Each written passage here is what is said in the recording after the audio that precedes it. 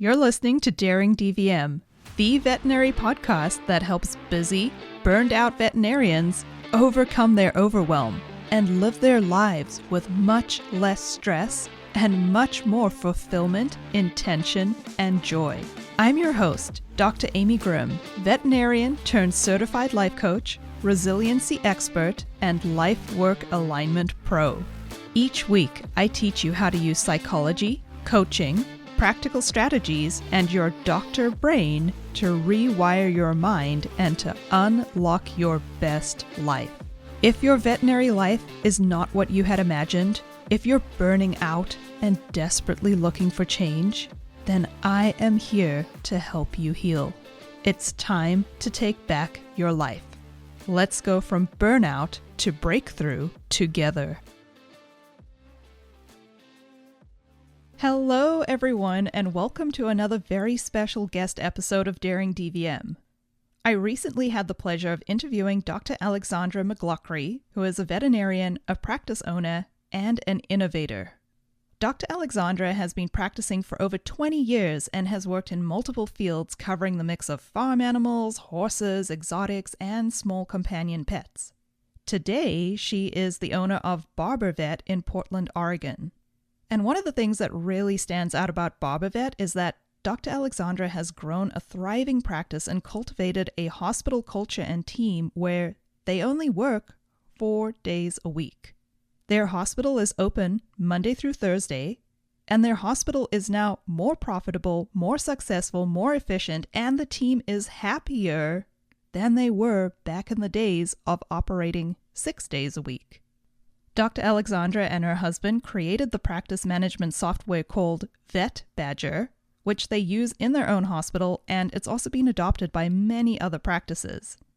And this is one of the secrets to them being able to support their business and run their hospital in the way that they do. After Dr. Alexandra had purchased BarburVet back in 2014, she had noticed that there wasn't a practice management software that really met her needs. So her and her husband, Stephen, decided to create one. Because they have been able to improve and streamline things like client communication, financial management and inventory, record writing, appointment scheduling, prescription filling, and even things like routine maintenance of hospital equipment into VetBadger, they are able to work more effectively and efficiently throughout the day and have created a hospital culture that not only thrives because of its financial success, but also because they have fostered an environment where mental health, enjoyment, and ease of work, and honoring personal boundaries and life outside of work is celebrated and cherished. Dr. Alexandra has a passion for life-work alignment, and outside of work you can find her training and racing on her track bike, cycling with her husband, spending time with her 2 teenage daughters, and baking tasty sourdough treats. I'm so excited to share her interview with you today, and I think you're really going to love it. She's had quite the journey from becoming a veterinarian to a practice owner and to everything that she does with her life today. So with that being said, Dr. Alexandra McClaughry, welcome to Daring DVM. Thank you. Thanks for having me here. Yeah, I'm so excited to have you here today. I feel like in our previous conversation, we connected over so many different things. I was just very excited to have you on here and allow you to share your life experience and journey with everybody who's listening today. Excellent. Excellent. Hopefully I won't bore everyone. I hope not. If I fall asleep, then we have a problem, right? So I guess tell us a little bit about how you got into vet med and what was kind of your journey and how did you get to where you are today? Yeah. So it all started, I got exposure to veterinary medicine in high school. So I think it was around my junior year, they had a good program. And I think most high schools do have it. My daughters are in high school right now. They'll have kind of introduction to healthcare. And you get to shadow different healthcare providers. And one of them was like a pediatrician, and one was a gastroenterologist and a urologist and a veterinarian. So just a huge variety. So I shadowed them and I found I don't want to be a pediatrician. And that I did like veterinary medicine. And then I got a summer job. So I got to work at a clinic, and it was a nice introduction. Where'd you go to high school? I went to high school in Salem at the time. I was at Sprague. Sprague High School. So it was a pretty big, big high school. And I loved it. It was great. I wasn't optimistic that I would be able to follow that career. I just knew something in medicine is what I wanted to do. I just got to be very lucky that I got to be a veterinarian. Did you have like any inkling or no, something that like drove you towards vet med before that? Because it's not often that I meet somebody who didn't come out of the birth canal like ready to be a veterinarian, and that's like their whole journey. No, my dad was a doctor, my mom's a nurse, so definitely caring for people and healthcare was kind of what my exposure was. We always had dogs and cats, and I loved it. And I, of course, who doesn't? I was kind of like, I'm a realist, always very like, I came out of the womb probably too old, I wanted to care for everyone, make sure everyone got fed and taken care of. And, animals were kind of that luxury, like just so nice to have them and pet them and be with them and care for them. But, no, I mean, I always loved it. But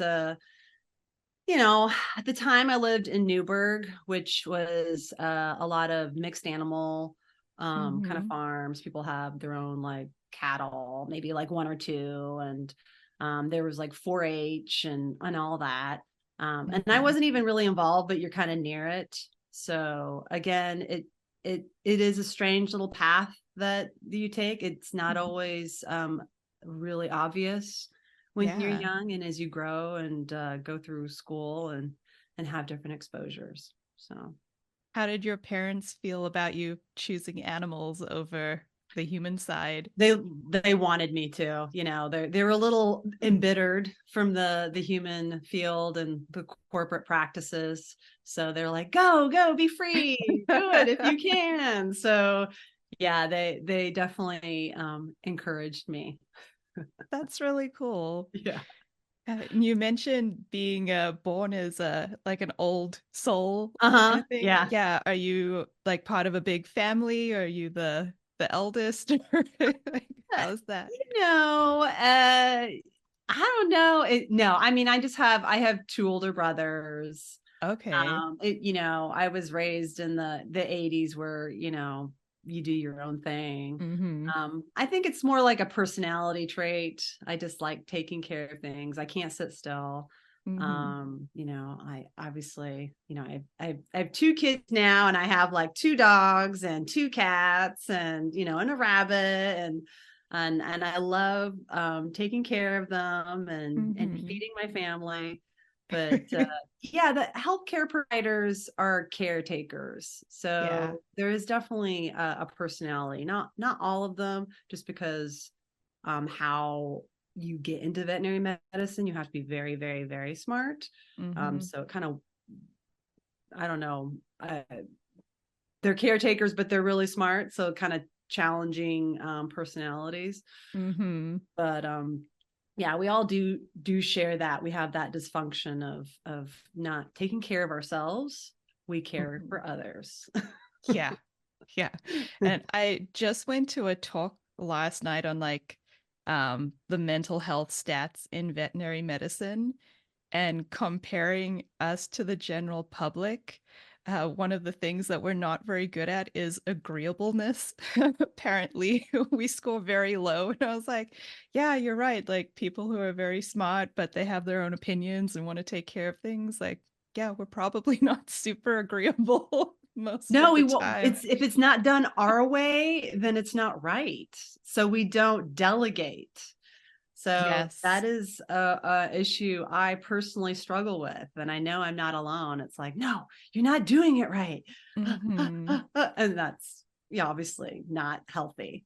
Yeah.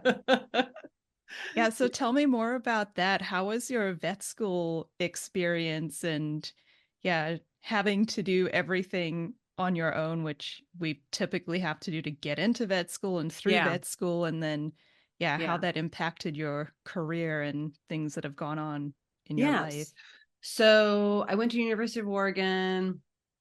I got to my final year, my senior year, and I realized I hadn't done all the prep work, get the references, do the exams, all needed to get into vet school or even medical school. So I realized I was really behind, and I was kind of scrambling and kind of preparing for my future. Like, okay, well, obviously, I can't apply to any schools. I'll have to work as a certified nursing assistant. That's a job I always had as Hmm. in college and high school. Certified nursing assistant is, it looks good on your resume if you want to apply for med school. You're taking, again, caretaker job. Mm-hmm. So I was going to do that for a year. And in the meantime, while I was scrambling, I found out through my pre-vet club that University College Dublin had applications to their vet school. So it wasn't a vigorous, wasn't a really hard application. I didn't have a bunch of things I had to do like the other applications. So I did it, and I had like Mm-hmm. references and all that stuff. So I filled it out and then I forgot about it. And then I even rented an apartment in Springfield, which is next to Eugene. And I was dating my husband at the time. We weren't married. And I had my year planned. I was a little like, oh Yes. boy, this is not good. So because I was always like, I always had a plan, but I just things just kind of happened, right? So Uh-huh. that's where life kind of took me. And then my husband proposed, my boyfriend, my husband proposed, and the next week I got in. And I was like, I'm going. I didn't even ask Steven. I'm like, I'm going. If he doesn't like it, then I'm leaving him. And so I went, and it was like I'd never been to Ireland. I like nothing. Like I did no traveling. Mm-hmm. Yeah, the only place I'd been is Canada, but that's because I was born there. So that changed everything. So I was on my own in a foreign country, making friends with other foreigners, because when you go to school outside the country, you tend to make friends with other foreigners, not Mm-hmm. necessarily Americans, but other foreigners. It's not because Yeah. the Irish aren't nice and lovely. It's just they have their clan and you're an outsider. So Mm-hmm. that's how it started. That was my veterinary school introduction. And then you just work your butt off and you drink lots of Guinness and you have exams once a year. And if you fail them, you have to repeat the exam. If you fail that, you repeat the whole year. So there's a lot of pressure on the once a year exam, Yeah. but you adapt, you acclimate, you figure it Mm-hmm. out. It's much different than the United States schools, though. Talking to other, I don't know exactly your experience Mm-hmm. because I've kind of talked to other foreign grads who've gone to Mm-hmm. like Scotland or, other places, but the American schools are pretty not fun. It sounds pretty horrible. But I don't know. I don't really know. I just know I had a lot of fun and I learned a lot and it was awesome. Yeah. I mean, I'm not That's saying so it wasn't a interesting. struggle, but it was awesome. You're seeing practice. Like I saw practice in the States. I'd fly to Pennsylvania and I had Mhm. my husband's family lived in Amish country. So I got to like shadow and see Amish farmers, and it was so cool. And then I Wow. flew to Canada and worked with large animal vets because I have an Mhm. uncle up in an area in BC. So I went all around and I saw practices in Wicklow County, small animal, and I saw so much exposure to everything. So everything was novel. So you just Yeah. out of my comfort zone. I wasn't having to take care of other people. I had to be a different person. So Mhm. it was a really good experience for me. Instead of being in my shell, Yeah. doing the same thing, taking care of everyone around me. I had to be out of that and learn how to, turn the lights on and get food and make friends with, how to order a pint, a proper pint of Guinness. And so it was great. It's, of course, when you graduate and you are working, that you see all your flaws. That's where everything comes into play of, okay, now I'm working. Yeah. I have to, so that's where it gets tricky. Yeah. What was your like self-care like during that time when you were able to put aside caring for other people? Did you notice yourself spending more time on you, or was it just the constant go, go, go of vet school and doing all of the new things? Oh, I mean, there's definitely, you're in Ireland, you're still in the city, but there's still like, you take time and you socialize and you have a pint. There is that slow down, again, you're in a city, but there's still kids. They're kids from the countryside, and then there's a different culture. It's not the American culture of go, go, go. It's just kind of seeps into you that, let's just sit down and talk, just have a good crack, and you just to slow down. And especially friends from Europe. Like we had, you meet people from all over, like Austria, and they're like, they introduce you to what they have for their New Year's celebration, so it is definitely slow down. We're not studying right now, so let's just enjoy ourselves. So yeah, I did take care of myself a whole lot more, but that sounds lovely. Yeah, it was great. I mean, I highly, I would encourage anyone, if you're going to go to vet school, go overseas. They're all AVMA accredited now. So you get out and you're a happier person and you can just start working right away. Wow. But no, it was good. And it stayed with me with my kids. Now at this part of my life, I really understood how important it was to me, and how it helped me develop as a person and a professional, and just enjoy like you were talking about your vacation, how you just go off the beaten track and you just go for a walk. That's what I learned about being in Ireland. Just get off the beaten track and just do your own thing, and enjoy everything, enjoy company, enjoy being with people. Yeah, that's so beautiful. I think sometimes we get lost on the journey and we forget about connection and how important that is. And I think that's a big part of rediscovering like who you are. If you are feeling burned out, a lot of times you've lost not just connection with yourself, but the people around you too. And it really is, a community and being able to actually do what you were saying, like sit down and just chat, and like whether it be over a beer or whatever other beverage you choose, like non-alcohol right now. Yeah. When you're training for all your biking things. Exactly. Yeah. So did you practice while you were in Ireland, or did you come straight back here? No, well, when you're seeing practice, you will actually go into the community and do spays and neuters and do some exams. So it was cool. They really encourage you to do that. It was definitely different. I don't know how it is now, but back then there was like, pieces of paper, and you would take payment in the room and take the cash and put it in the cash box and then do the exam. I mean, that was 20 years ago. Yeah. But yeah, so I got to have a little exposure to that. They want you to do as much as possible. Again, it was like I worked on dairy, with dairy vets and beef cattle vets, because they are definitely different. And then of course, lambing. So just the exposure to everything. So yeah, it was good. But so I got that before I came to the United States. And then I started work at a mixed animal practice out in Washougal, which is near Portland, just across the border in Washington.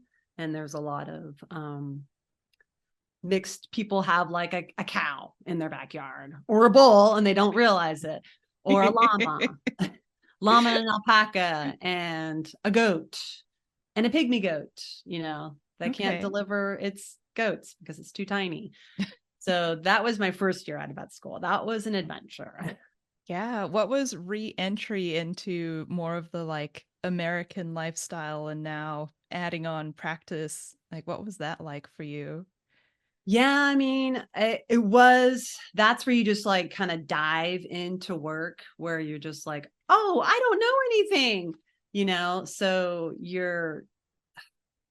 that's all I remember is just like going to work and feeling like I know nothing, and yeah, probably there wasn't a whole lot of self-care, because I remember one vet, the first vet I worked with, he's like, so what do you do for you? What do you, what kind of hobbies do you have? And I remember saying like, I don't have any. And I didn't at the time, because I was just like overwhelmed and drowning, and he could tell, and he's like, well, you need to find something for you. And that was the first like reality check when I got back, and I was kind of like, I don't have time for that. Yeah. And but I did make a big change, because my husband's a cyclist, and if I wanted to see him, I had to ride my bike with him. So thank goodness for that. Yeah, it's like a double-edged sword. I totally understand you. Yeah. I was like, oh. But yeah. So yeah, always have something for yourself right away. Even when you feel like you're drowning, you can always take time for yourself. Do you have other things now that are just yours that you don't necessarily share with your husband, like the biking? Yeah, I mean, I like to bake. Okay. I bake like, from sourdough. Like I have my own sourdough. I named him Herman. So I bake for the family. That's my like, because I have that caring. I can't stop it. I just make it healthy. Yeah. So and delicious. Make it healthy. Yeah. So make like healthy food. Having kids, you find out all they want to eat is mac and cheese and cheese sandwiches. So I was like, oh my gosh, I better make it from scratch. So that's my thing. But yeah, the biking is my thing. And yeah, I like to hike. I mean, I like to do these things with people like my husband and my family. So I'm social by nature, but I guess I bake by myself. I'll just like go in the morning, and every week I bake a couple loaves of bread, and I'll make pizza dough. So that's my quiet time, just to be by myself. And again, I'm nourishing. I'm caring for the family in the meantime, because that makes me happy.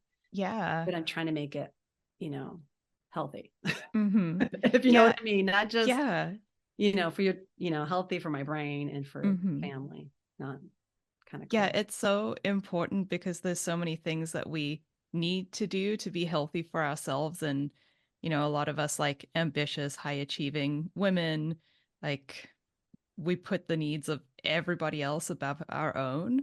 Yeah. And it's not like you cannot take care of your family. You're not like, peace out, fam, like figure it out.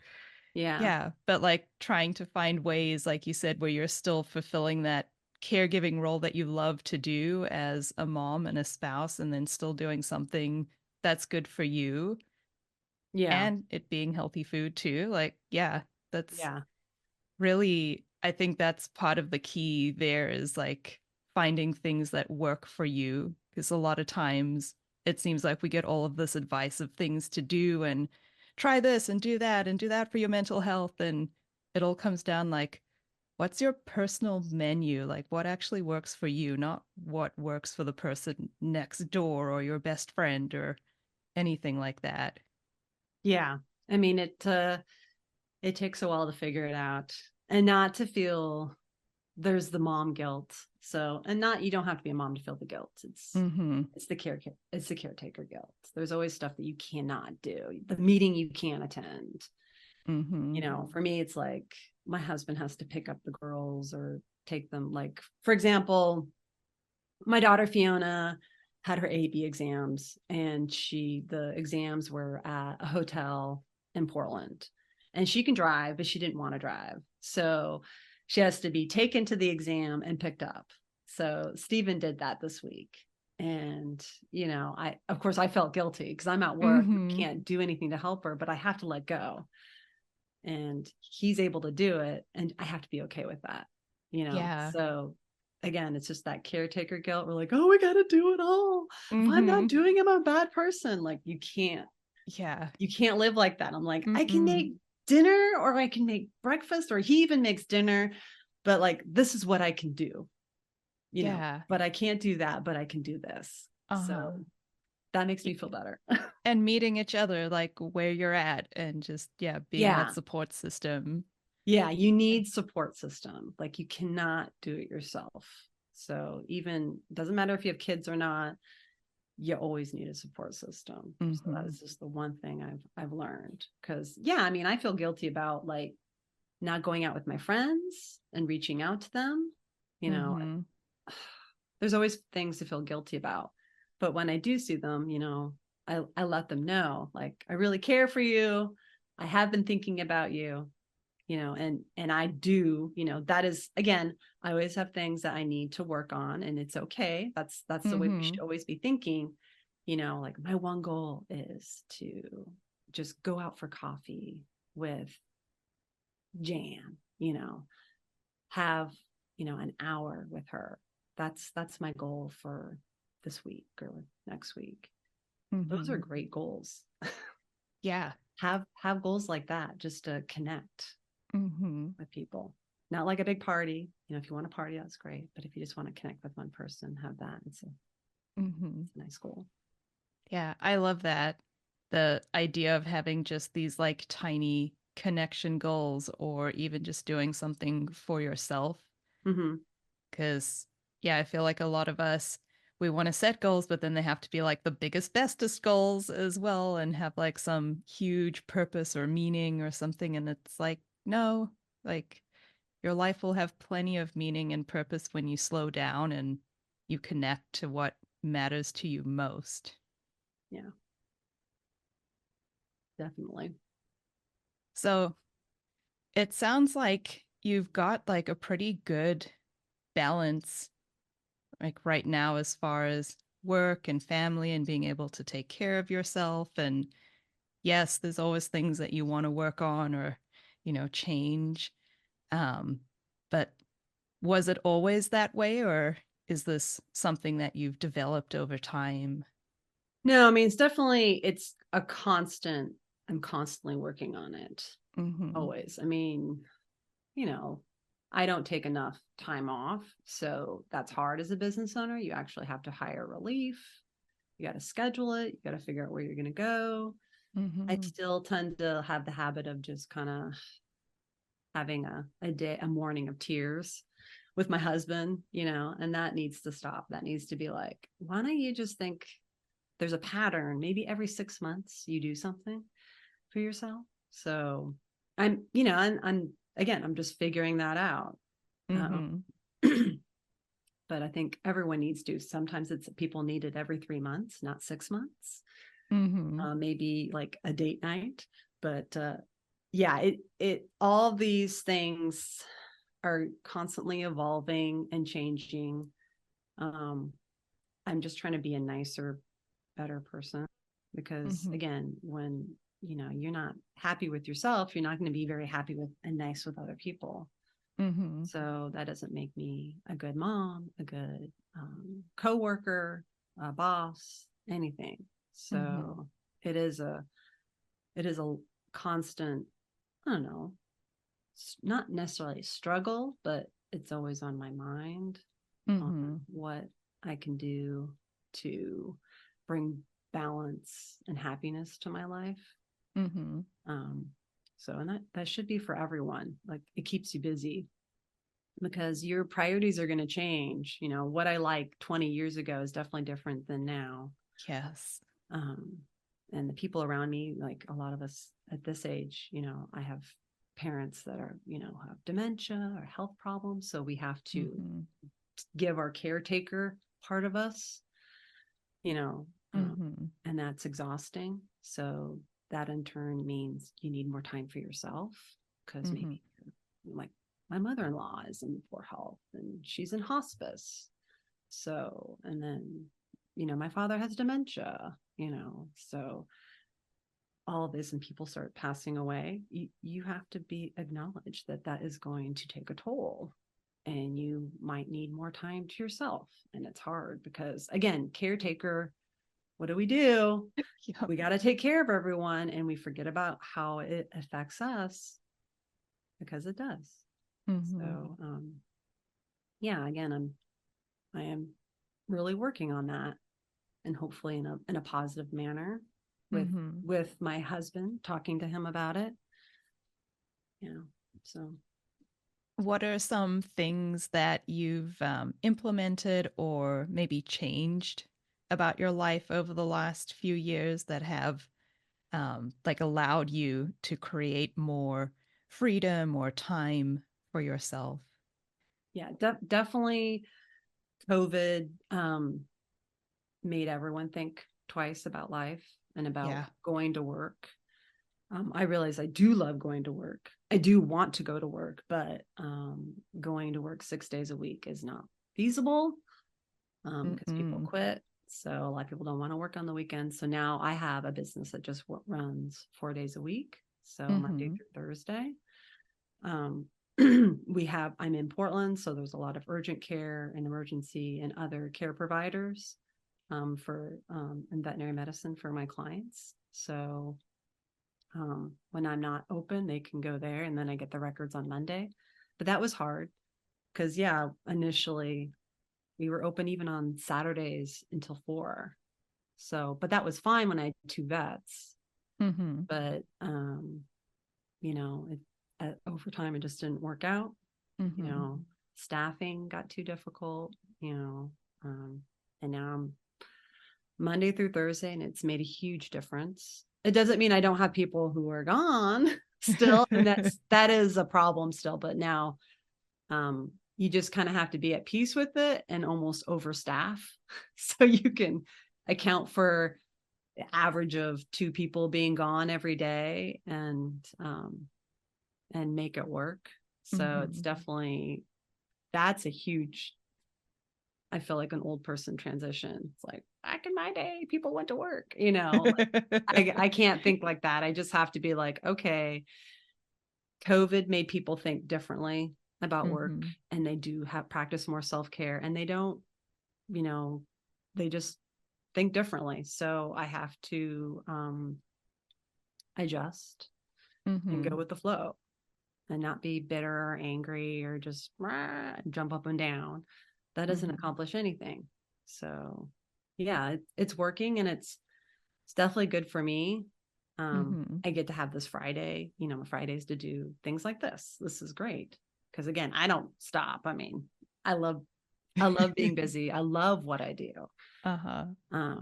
So, and I love it even more because everyone who I work with wants to be there and is happy and isn't overworked. And but doing that, and I treat everyone on Thursday for lunch. Everyone loves it. It's like a coming together. They get to choose what food they want, and it gets people to relax, and they look forward to it every week. It's nice. I mean, so that's I do like that new tradition. Do you guys take like a communal lunch and close the hospital for that time, or is it kind of staggered? Yeah, no, we all take we're all off at the same time. I have a receptionist who answers the phone. She's in California. Natalie's amazing. So she'll take the phone while So we're virtual having lunch. reception. Yeah, she'll do virtual reception. So we'll all have like lunch together. And some people we don't want to be together. Like they want to just sit on their own with the lunch. And that's great. It's just everyone looks forward to it. And yeah, we shut down. I mean, it's a small practice. So it's a luxury that we get to do. Mm-hmm. But yeah, I really enjoy that. I when I'm doing things like yesterday, I was holding a snake, that got caught and had some lacerations on it. And I'm just like, this is kind of cool, and I'm just kind of like goofing off with my, colleagues, just like, hey, I like this, and doing different therapies on this snake to make it heal, and trying to like look up what can we do about pain management for a snake, which is actually quite difficult. Yeah. I'll tell you, there's not a lot of stuff available for these guys. But yeah, just stopping and like, this is cool. Mm-hmm. Do this. Like, how cool is that? Yeah. And like 15 years ago, I'd be like, oh gosh, one more thing for me to do. I got to type up the report. I got to do this. I got to do that. And I've stopped that. Mm-hmm. Right. Just like, no, stop. This is fine. Enjoy it. This is really cool. Don't worry about all the work. It's not work. It's actually fun. So really training myself to think of things in a different way instead of just work. Just like stop and just enjoy it. It's okay. Yeah. I love it's not work, it's fun. It's like, what we do like is a lot of fun. There's not many people that get to do what we do. Yeah. Yeah. And I can see how quickly it can be. You can think of it differently. Just one more thing I have to do before I go home. Yeah. But it's all about, it's not only just how we think about it. I do know there are definitely difficult days. But you do just try to think of the positive. Yeah. Yeah. Because your mind naturally searches out more of what you're thinking of. So if you're focusing on the positives and the fun things and the reasons that you love going to work, it'll bring you more of that and be like, oh, hey, check out this cool thing that you love too. And I think it's a lot easier for us, though, to get stuck in the opposite cycle, which is like, oh, look at all these negative things. And then your brain just offers you more and more and more. And eventually you don't even see the positives, even though they're right in front of you this whole time. Yeah. No, man, I think you just nailed it. That's exactly it. It's too easy to get into that negative. Yeah. And then the whole team gets into it. Mm-hmm. So like, again, the lunches, you can't make a free lunch be bad. So it's positive and it's going to happen, and our Thursdays are busy, of course, because they're like the Fridays. Yep. Everybody coming in. Yeah. Everyone comes in. Before the weekend. Exactly. And it puts a positive spin and it helps the team be positive. It helps me be positive. Like, hey guys, what are we going to order for lunch? And that's like at 10 o'clock in the morning or even 9 o'clock. You're like, what are we going to order? What are we going to do? What's it going to be? They're like, oh yeah. I think I want, this Thai food. I'm like, oh, cool. It's it just kind of like makes people start thinking, and then they start joking and they start like, maybe singing or it lightens the mood. So you have to really work on that. Yeah. And it's so cool that as a practice owner, you get to help set the hospital culture. And, you're really the example of how you want your team to function. So making it fun and being part of that and, like providing these kinds of things to them and creating a 4-day work week and stuff like that. I mean, yeah, it really makes my heart happy to hear of success stories like this. And it's like with the help of my husband, like who's helping me with being a practice manager because he knows me well. And he's like, I'm like, I can't deal with this. I'm going to go to my office. Can you deal with this client? Or this issue. I can't. And he intervenes and he'll like kind of set me straight. So having someone that you can talk to who tolerates your weird idiots, all the weird things about you is helpful. And that is actually really hard as a veterinarian and business owner, because you might think that you can talk to someone, but maybe it's not appropriate. So that part is hard, as that I have, figured out over time. You like vent and people take it personally. It's just like, no, I'm just venting. Even I have learned there's a limit to negative venting. It doesn't help anything.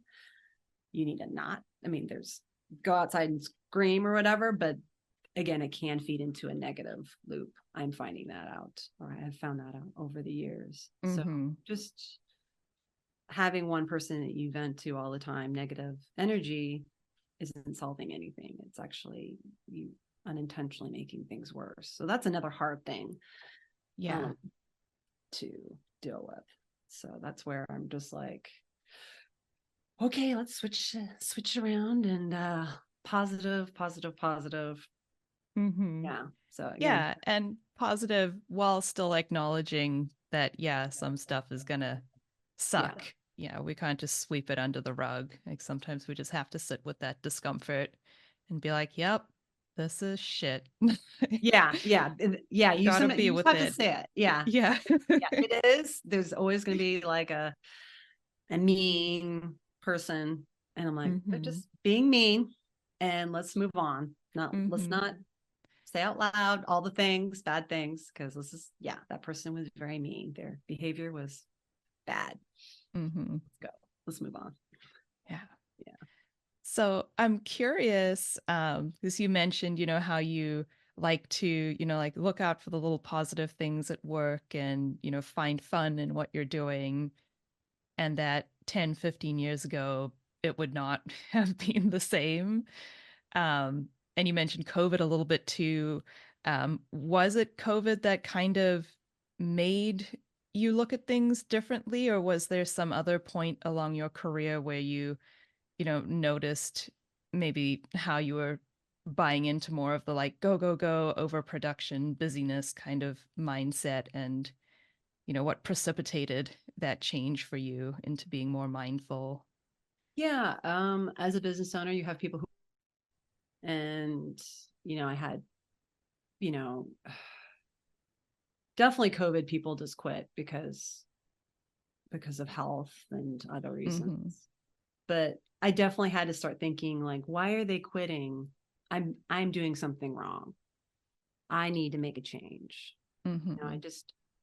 I did take it personally, but then I always try to solve problems, so I'm like, okay, there's a problem. Why are these people leaving? And I know it's an industry wide, but that's not an excuse for me. I'm like, I don't want to be like everyone else. For example, my practice management system, VetBadger, that solved the problem. So when I bought my business and I needed practice management software, there was nothing available that let me communicate with my clients. It didn't serve my needs. So I thought outside the box, and my husband and we put together VetBadger. Again, I solved problems. So the problem was people were quitting constantly. So, and they weren't happy. I'm watching people burn out in front of my eyes. Like, and I can't help them. Right. They're not happy. They're just, my practice manager, she wasn't thriving. She wasn't listening to me about what my needs were for the clinic. And so when she quit, or I let her go, I had to learn everything. I had to be the practice manager. I had to learn the software. Like I had to learn QuickBooks. I had to do everything. That that was where I was like doing everything, but I had to like go through the worst zone of being an owner. You have to know everything, to be honest. For you to hire and understand the people who are you are going to hire to do these things, you need to know what it entails. So I ended up doing that. From there, I hired people, and I would try to make them like, I hired another person who wanted to be a practice manager, and then she wouldn't listen to me either. And that didn't work out. So it basically, I've been trying to learn as I go along. How can I delegate tasks? How can I hire the right people who will listen and see that I am a problem solver? I will not do things the way everyone else does them. I never have, and I never will. I want it to be better. I want better client communication. I want better teamwork. I want happy team players. And that's really hard. The HR aspect is very, very difficult, but it's still kind of the same problem that I have with my clients. I have to communicate with them. I have to make sure that they know what the exam entailed and why they paid all that money and what's going on with their pet. So the same thing with my staff members. They need to understand, why are we here? What are we trying to accomplish? Why do you think I get agitated or upset if that client didn't get what they were supposed to get during the appointment? Like, that's my trigger. I'm like, they came in for a vaccine and you didn't administer it.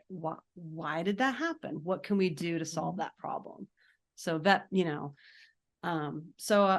that's the problem solver part of me. So the 4-day work week happened with that.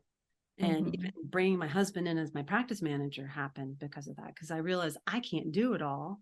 And is it perfect? No. I would love to hire a practice manager, but that is something that just takes time and finding the right person. So again, it's just a constant struggle. I always see a bunch of things that need to change so I can grow, and then so I can eventually retire. I don't want to sell to private equity. I'm even looking into maybe co-op or another way. Again, I'm looking at things that no one else is looking at. I know co-op is being done, but I'm probably going to do it differently. So it's like, us vets, I don't know why, but we're just not,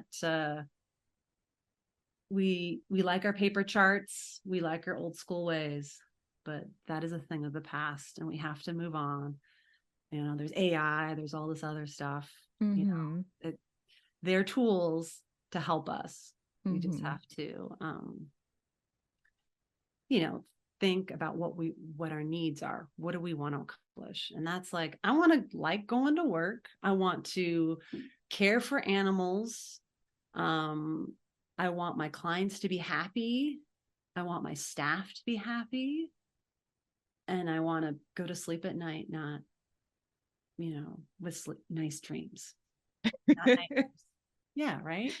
Yeah. We know those bad days. They bring nightmares, and they make us wake up at 3 a.m. I don't want that. So those are just what I try to accomplish. And that means I use VetBadger, and I'll keep changing and doing other things. So it will continue to change as long as I can keep paying my bills. Right. Yeah. I don't want to go bankrupt. That is another caveat, efficiency and production, because it's a business, and that's run into the problem. They don't run it like a business. The old school vets did that. They got away with it because they didn't have the Chewy, and now we have Chewy. We have to be more efficient and more streamlined than ever, because you didn't realize how much of their profit was just selling flea control. It's insane. Yeah. Not have that luxury anymore at all. We can barely mark it up, and Chewy sells it for less than we can purchase it. It's insane. So because of that, I have to do all the things and still make sure I make a profit, pay my bills. Yeah. I loved what you said earlier about, like, I don't want to be like everybody else. It kind of speaks to the whole this is just the way it is, and we're going to keep trudging along. But it's really so powerful to take on that responsibility and be like, you know what, like these are the changes I would love to see, and I'm going to go out and do them. And then I think that also really speaks to your ability to like be there for yourself and develop these practices that help you stay like regulated and connected and resilient. Because if you didn't have that, there's no way that you could be the person who goes out and then makes the changes, because you'd just be too busy surviving. Yeah. And that's what us vets do. We're just trying to survive, and that's not a life. And again, COVID really made a lot of people realize that they're just surviving. They're just getting from day to day. And so they made life changes, that money isn't so they can make their dollar spread, that just they don't need as much money, right? Because definitely people are not putting in the hours that they did before. And that's an American thing. In Europe, they take 6-week vacations. But I have staff who are pretty much taking 6 weeks off a year. Nice. If that's what they need for their mental health, then so be it. I have to make that adjustment, do what, works for you. So yeah, it's hard being a business owner, but it's exciting. Like I can make these changes, I can do it. It is a lot of work, but like, again, I go back to the practice management software. It started with VetBadger. It's like, I bought my practice and we started VetBadger at the same time. So crazy. Yes, it was crazy.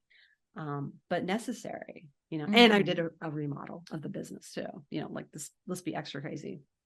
But that's how I thought of it. Like, if I'm going to do this, I'm going to do it right. I've worked for someone else. And this is after I worked for corporate for like 8 years, so I learned a lot.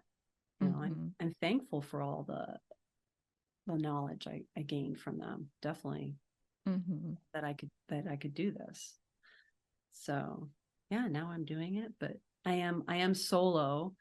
There's definitely things where I'm like, well, I know other clinics and they've grown so fast. I have like 5 vets. How are they doing it? Because these are the problems I ran into. But that's bad. That's a bad. You can't compare yourselves to other places. Compare and despair. It is. It's like, it's so easy to go into that little loop, and I have to like get myself back. Like, get out of that loop. You are not them. They're nothing like you. Like, you have a different kind of practice. You think differently. So yeah. Like, even doing the coaching now, I face similar struggles, being sort of newer in the industry. And there's some coaches out there who have been practicing like 10, 20 years, and trying to not compare, like my, little business to their like front end 10-year plus experience. And yeah, it's great to have ideas and people to look up to and to see what's possible. And at the same time, it's like, okay, like this is my journey and we're taking it one step at a time. Yeah. Yeah. Yep. Just gotta, and even like for me, it's like, well, you start comparing, like, if you've been in business the same amount of years, like, you have to, you can't even do that, because you will get to a point where you're going to be just as experienced as them and realize you're nothing alike. Yeah, it's still a completely different journey. Yeah. It's your own journey. So as we're wrapping up here, like, what kind of advice or sage wisdom or anything like that would you have for other vets who are looking for something similar, how to create that life work alignment or figure out how to run a business and still have a life outside of work? What are your thoughts to offer? Just thinking of the positive sides. If you do want to make, the jump to your own business, there's corporate, there's private equity, There's small practices. You can, you always have that option to join us private practices. Try us out. We are definitely more flexible than you imagine, because usually we're all old. We've been doing this a long time and we want to sell our business, and we need more vets to be there who want to work with us. And yeah, they're going to take a pay cut because we can't pay what private equity and corporate pay. But we're paying you what you're earning, right? Mm-hmm. And you might find out that you can make a lot of changes and you can grow, and that someone will actually listen to you and implement the changes that you want. But yeah, it's scary, and you do have to take a pay cut, because that's just, maybe you do, maybe you don't. Mm-hmm. But yeah, if you do want to venture on the wild side of possible business ownership, or just being a partner in something awesome, think about us small businesses, because we still exist. There are non-private equity businesses and non-corporate out there. There's few and few of us, which makes me sad. But think about us, because you might enter it and be like Mr. Old School, but we all know we have to change. They really do. Like, every owner of a business knows they have to keep up. Like, if they're doing paper charts, and I know it because, VetBadger, Stephen is introducing VetBadger to all these kind of practices like mine. And there's always that young vet who's like, encourage that business owner to get VetBadger. And that's the start. Like, because now they can communicate with the clients, they can communicate with the other staff members, they can be a better practice and have really happy clients. So yeah, if you want to venture on the awesome wild side, think of us. There are more of us out there. Don't just start up. I mean, I know a lot of people are just starting from scratch, but I think that's kind of sad, because we already have a building, we already have clientele. We just need help with that transition to with another younger generation who wants to make the change. So don't give up on us, and don't try to start. I mean, you can start from scratch, but I find it very sad when all these vets start from scratch, when there's so much out there that will make life easier once you implement the changes to make them a more modern clinic. So that's my one thing. Yeah, no, I definitely hear, stories of people wanting to go into ownership, and then, yeah, just not feeling like they have an avenue for that. So it's nice to know that there are people out there who are like, hey, don't forget about me. I don't actually want to just sell to corporate and retire. I want to invest into the future of our profession as well, and into like the new and upcoming vets that are gonna keep this profession going, really. Yeah, I mean, I cannot imagine not doing that. I do want to reinvest in the future. So and I know I'm not alone. I do know I'm not alone. We didn't do this to make money. We want to retire, though. Yes. So that is the fear that I see in all these aging practice owners, is that they're selling out of desperation.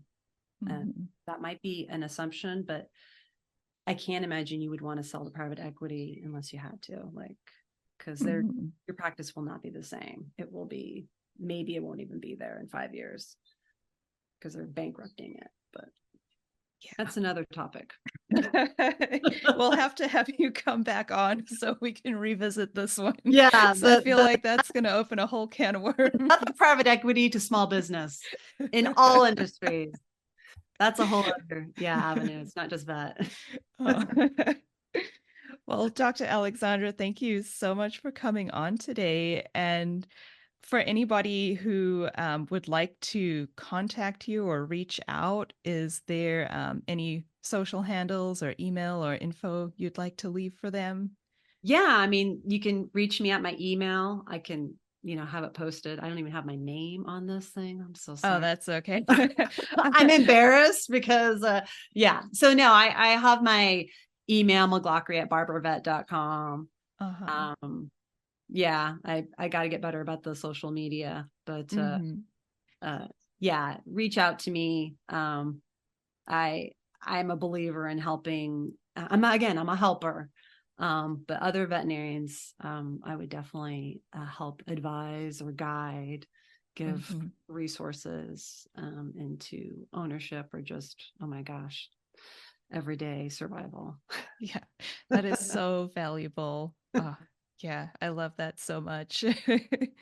Yeah, I will definitely put your email in the show notes as well so people can find that easily. And for people who can't see right now, it's because the screen says Steven, Yeah. which is our husband. And That's there's okay. He can come along. Excellent. Awesome. Well, thank you so much. And I hope you enjoy the rest of your day and your Thanks. weekend. Yeah, you too. We'll go on a long bike ride. Yes. I plan on going a bike ride today. Awesome. Well, have fun. Thank you. All right. See you. Take care. If you love what you're learning in this podcast, come coach with me in my Burnout to Breakthrough coaching program, where you can learn to love being a veterinarian again. It's where you get individual help from me in applying these concepts to your own life. This is where we address your challenges, build resilience, and create your life of intention, fulfillment, and joy. Through one-on-one coaching, I help other vets who are struggling, just like I once was, to create and cultivate their dream life too. Helping you is my favorite thing to do, and it will change your life, I guarantee it. Find out more at www.daringdvm.com, where you can schedule a no-strings-attached virtual chat in which you can tell me what's going on with you. I cannot wait to meet you, friend. Dare to dream.